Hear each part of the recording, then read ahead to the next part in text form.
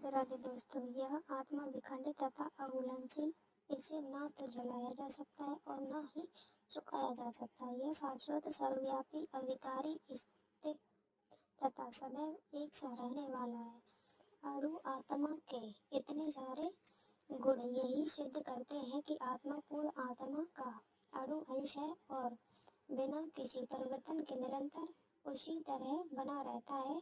इस प्रसंग में अद्वैतवाद को विहंगृत करना कठिन है, क्योंकि अणु आत्मा कभी भी परम आत्मा के साथ मिलकर एक नहीं हो सकती। भौतिक कल्मशों से मुक्त होकर अणु आत्मा भगवान के तेज की किरणों को आध्यात्मिक बनकर रहना चाह सकता है, किंतु बुद्धिमान जीव जो भगवान की संगति करने के लिए वैकुंठ लोक में प्रवेश करता है। सर्वगत शब्द महत्वपूर्ण है, क्योंकि इसमें कोई संशय नहीं है कि जीव भगवान की समग्र दृष्टि में फैले हुए हैं। वे जल, थल, वायु, पृथ्वी के भीतर, एक अग्नि के भीतर भी रहते हैं। जो यह मानते हैं कि वे अग्नि के स्वभाव हो जाते हैं, वह ठीक नहीं है, क्योंकि यहाँ कहा गया है कि आत्मा को अग्नि द्वारा जलाया नहीं जा सकता।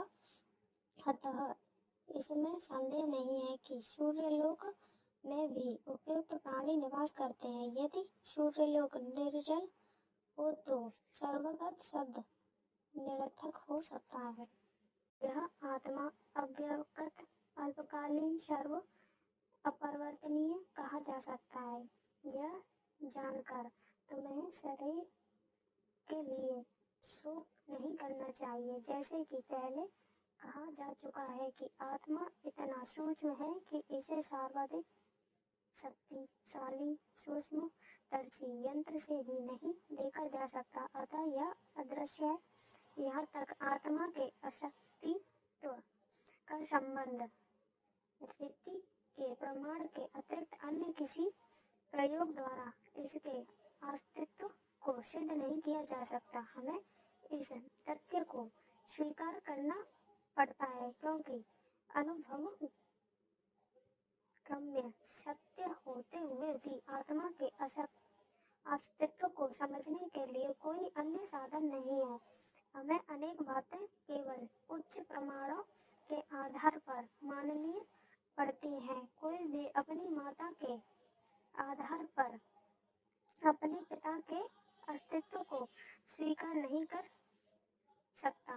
पिता के स्वरूप को जानने का साधन या एकमात्र प्रमाण माता है। इसी प्रकार वेदा अध्ययन के अतिशक्ति आत्मा को समझने का अन्य उपाय नहीं है। दूसरे शब्दों में आत्मा मानवीय व्यवहारिक ज्ञान द्वारा अल्पज्ञानी है। आत्मा चेतना है।